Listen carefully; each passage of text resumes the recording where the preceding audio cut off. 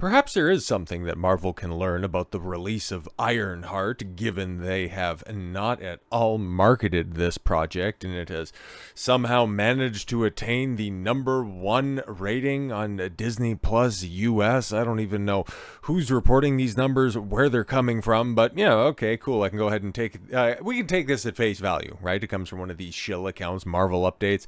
Yeah, okay, whatever. It's the #1 show on Disney Plus. Okay, what are the other asterisks behind that? The #1 new show that's out there. I don't even think they are putting out anything else right now, but as it sits, yeah, okay, maybe, who knows, man. It's 3 episodes of a show that I think, outside of just morbid curiosity, not too many people care about. Okay, because here's the thing, okay, I've seen a couple of clips, I've read some summations, we're going to go over some of this stuff, but this is a unique scenario I find myself in. Because as somebody who follows all of this stuff for the vast majority of Marvel projects, I've followed along with other people watching them and breaking them down, and some of them have been absolutely atrocious. You've had your She-Hulks, you've had your Echoes, your Secret Invasions, and I guess at that point in time he hadn't fully accepted the Shield, but your Falcon and Winter Soldier projects that are just so detestable. Meanwhile, you have nonsensical fare like Loki, WandaVision, and Daredevil Born Again, and yeah, I've followed along with all of that stuff. It was all a different shades of garbage, but for the first time ever, this is one of these shows where I'm watching reviews, I'm reading breakdowns, and this is just such a repulsive project that I can see why Marvel held on to this project for so long. Because if you were unaware about this, right, like it got announced at the tail end of 2020. Filming on this wrapped I think a week before the release of Wakanda Forever, so they had such faith in this comic book character, okay, which we've got the origin for, okay, and just go ahead and pull this up here, but yeah, this is her origin story into comic books, because hey, this is one thing that I've heard carried out through a bunch of different reviews. This is the one time that Marvel decided that they wanted to stick to the comic books, okay, they wanted to be source accurate. So one of the most detestable characters from the comic books has been accurately brought to your screen. But yes, here you have the ornery white teacher telling her that she could be whatever she wants to be. Okay, hi, this is a quiet time, Miss Williams. I wanted you to know that I have decided what I want to be when I grow up. Let's hear it. So, okay, even though she said, okay, this is quiet, this is work time, she's just going to allow this braggadocious individual to stand up and proclaim her own personal desires, and the teacher is willing to engage with this nonsense. But I'm going to be a scientist. Great, that's great. You're supposed to say, don't you mean like a nurse? And then the teachers, why would I say that? You're supposed to tell me nursing and teaching are noble professions, and that people like me don't get to grow up to be scientists. This looks like a grade school kid. Obviously, there's still letters on the wall, no kid talks like this. Oh, but right, she's a genius. That gets reinforced multiple times over every few minutes throughout the first 3 episodes of the show. But yes, why would I do that? That's what they said to the first African-American female astronaut, and it's like, what the hell is going on? Okay, so yeah, that was a long time ago. Things were different back then, but because of people like her, a girl like you can do whatever you want, fly wherever you want, be anyone you want. And yes, because she wasn't oppressed by her teacher just going, yeah, okay, cool, you want to do that, go for it. Okay, she decided to turn to a life of crime. It's like, all right then, okay, so I guess that's a compelling enough premise for people that they made this the #1 streaming show that's out there, and it's so good that Marvel is going to get a return on said investment, because apparently, and I thought, okay, especially from the clips that I've seen out there, like, this really doesn't look like it's that expensive of a show. But yeah, I mean, come on, it's 6 episodes and it reportedly cost somewhere in on and around $150 million. Okay, there's a big reason why Disney, it looks like, is going to be scaling back on their television division in the very near future because of, yeah, shit like this. Because it might be the #1 show, we just don't have any metrics, and it's going to be a minute before we get any of those Samba TV, Illuminate, or Nielsen ratings. And yeah, it's probably not going to be good, okay, because what we're seeing is the shills being more adamant, even though Discussing Film gave this a 1.5 out of 5. Yeah, despite what online trolls want you to believe, Ironheart is one of the far better MCU shows in recent years.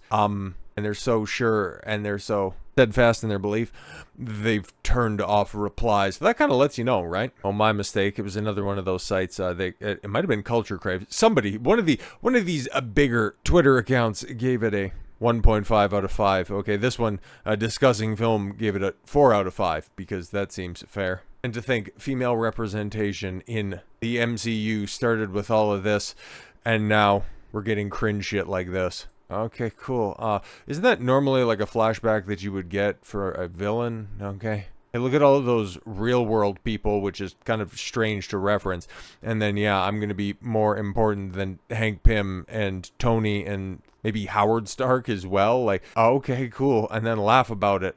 Right. Makes sense. As the show goes on, it's a battle between other people telling her that she's a genius, great, wonderful, and fantastic, or how many times she references needing and wanting money. Her being expelled from MIT, okay? MIT that she's attending on a Stark scholarship. Interesting, right? Okay. This super genius who also, by the way, okay, she says about at the beginning of the show, he contributed immensely to the field, but I won't roast Tony Stark off rip. That's actual dialogue in a Marvel show.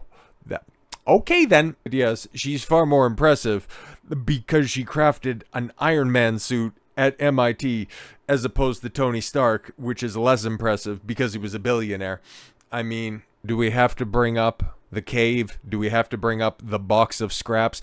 Do we have to bring up, yeah, he was maimed and being kept alive by a car battery? Do we have to bring any of that into this stuff? No, we don't, because the quality of the show speaks for itself.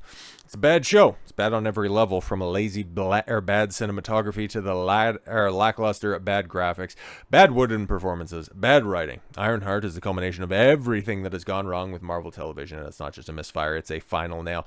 Yeah, because here's the thing, right? Like, everybody has been summarizing that, okay, because this has been done for the better part of 2.5 years, Marvel was just waiting for the opportune time to go ahead and slide this in there. They were thinking, though, okay, that they could go ahead and sneak this out between two massive hits, the Thunderbolts and then Fantastic Four.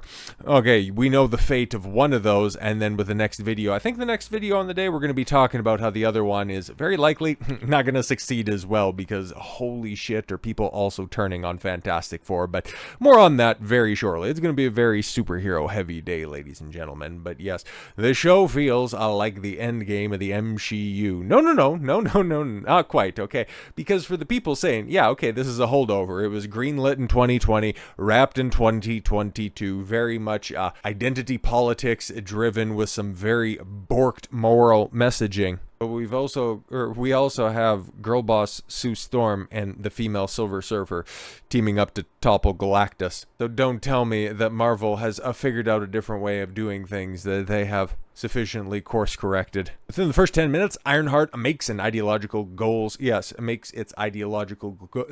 crystal clear.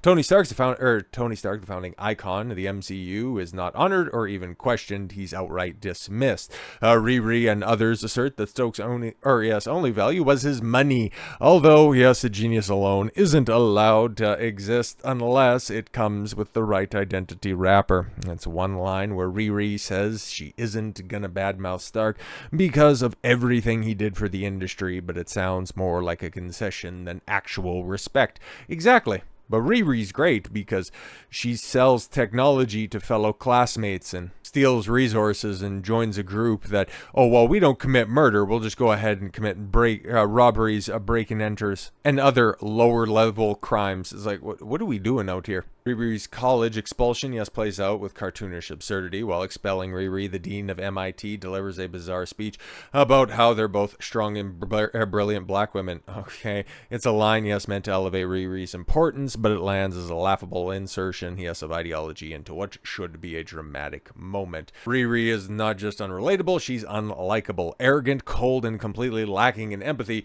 She constantly reminds the audience that she doesn't want to be a hero, has no moral obligation to anyone, and is building her suits and AI because I can. And yeah, she's so brilliant that she scans her brain and it creates an AI, accidentally creates an AI of her dead best friend that you see scene in that flashback that I played at the beginning, who it's like, okay, you're going to build an AI from your thoughts. Why would it be a fully functional individual when your only reference point for said individual is from your perspective? Like, you're missing a lot of the stuff that makes the person a complete and whole person. Like, even if it copied, okay, let's just take that scenario and put it to somebody that has like an identical twin or something like that, that is still not going to be a complete conceptualization of who they are. If they go ahead and extrapolate this onto the Acolyte, okay, if Osha and May were to be sat down by the coven of lesbian space witches and have their mind wiped and copied into some, I don't know, lesbian computer or some shit like that, they still wouldn't have a complete picture of one another. But hey, that's how it works in Ironheart, because Riri is just a genius after all. Didn't she tell you? Every action is self-serving, yet the show insists we root for her because of her identity and not her choices. And remember, halfway through the show, she's complicit in 2 people's deaths. Yeah, exactly. And spoilers for people who have seen episodes 4 through 6. This isn't a character arc, okay? It's not like she realized, oh no, are we the baddies? She eventually turns on her cringe diversity squad, but super spoiler, I guess if you care, she takes a deal from Mephisto to bring back Natalie. There you go.